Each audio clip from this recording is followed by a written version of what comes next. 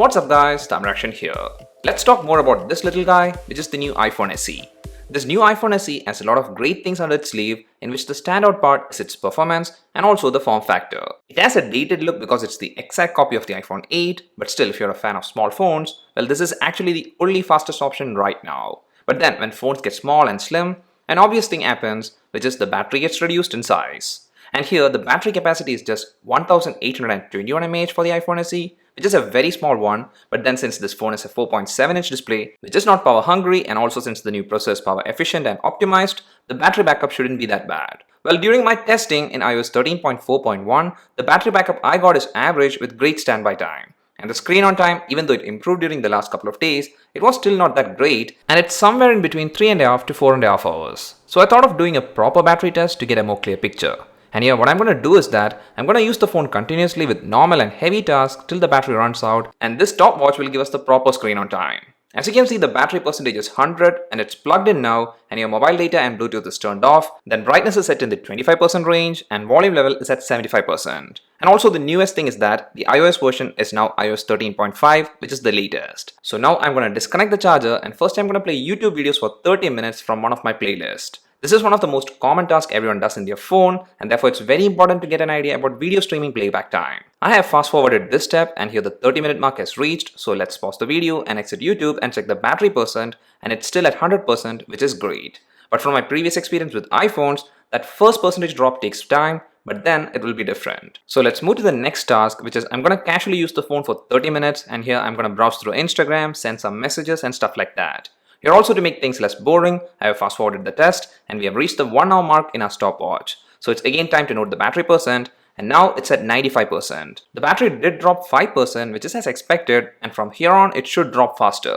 So let's not waste any time and let's move to the third step, in which we're going to make an audio call for 30 minutes. Now during these testings, what I've noticed is that the phone didn't get even a bit warm to touch, which is a great thing. And here we have crossed the 1 hour 30-minute mark in our stopwatch, and at precise 30-minute mark in our call timer, I hung the call and checked the battery percent, and here as you can see, it's at 88%. So that's a 7% drop from the previous one. Well, till now things are not very bad, and therefore let's move to the fourth step, which is video recording.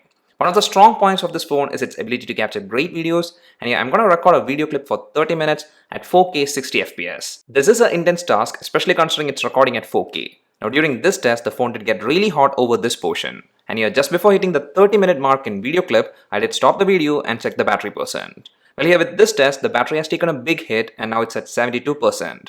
Well, that's a 16% drop from the previous one. So time for the fifth step, and this one is again a more power hungry test, and what I'm going to do this time is I'm going to play some games for 30 minutes. I did start with Asphalt 9 and played the game for 15 minutes, and then played Call of Duty Mobile for another 15 minutes. And after the test, the battery percent was at 58. There is good amount of battery drop, but still overall the battery backup till now seems to shape up good, and the reason I say this is because we have crossed the 2 hour 30-minute mark in the stopwatch, and still the battery isn't below 50%. And also the phone didn't get warm even after playing games for 30 minutes. I think this new update has done some optimization with the battery, and my guess is that we might cross 5 hour mark with screen on time.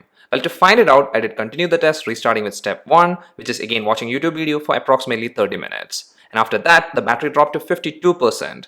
So this time while streaming videos from YouTube, there is a 6% drop. Then I continued the test by using the phone for browsing internet and social media again for 30 minutes, and after that, the battery dropped to 47%. This test did give similar result like round 1, which is 5% battery drop. Then I moved to a 30-minute voice call test, after which the battery dropped to 40%, which is again pretty good. Well, from all this, I'm getting a change in impression about the battery, and also I'm getting excited to know the exact screen on time. So let's speed up things and start one of our most intense tests, second round, and that's video recording at 4K 60 FPS for 30 minutes. And yeah, after that, the battery took a big hit, and also like the first round, the phone is very hot. And yeah, as you can see, the battery percentage is 22%. And I did move to gaming for 30 minutes, and the games I played are the same ones we played before, and after 30 minutes of gaming, battery dropped to 9%. Well, in between the gameplay, there was a prompt to turn on low power mode, which I didn't do. And also one more thing I would love to stress here is that this phone is great for gaming because of the performance, and also because it doesn't get much warm even while playing some heavy games. Now since it's 9%, the phone should turn off anytime, and I did start the third round starting with YouTube streaming,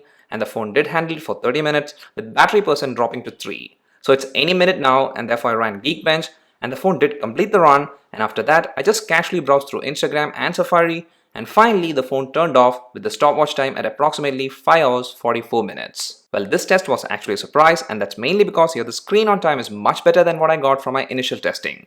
This little guy has actually shown great endurance, and even though it's not going to stay on par with any phones with bigger battery, for its size and battery capacity, it's showing good screen on time. Now during real life scenario, things might not be the same, mainly because some users will prefer to keep the brightness level much higher, and also you might be on mobile data, which will surely impact the battery more. And actually that can be the reason why the usual screen on time is lower than what we got during this testing.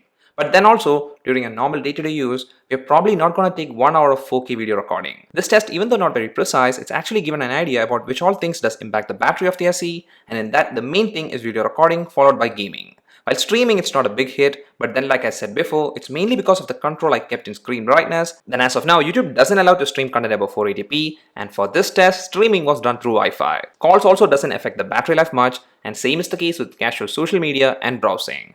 And also one last thing to note is that this test was done after getting this new update, and that can be a reason for the improved battery life. So to wind up things, I'm actually much impressed with the battery of the SE, and to be frank, there is sure improvement than what I got during the review period. The screen on time I got in this test is approximately 5 hours 44 minutes, and for sure during normal day-to-day use, it will be different, and maybe it will be approximately in the 4 to 4.5 hour range, which again is much improved than what I got initially during the review time, but then also it's not going to stand on par with phones having huge battery, but it's like a great improvement when comparing with the iPhone 7 or even the iPhone 8. That's all for this video guys, hope you liked it. If so, please do hit the like button and please don't forget to subscribe to the channel. See you again in the next one. Till then, bye.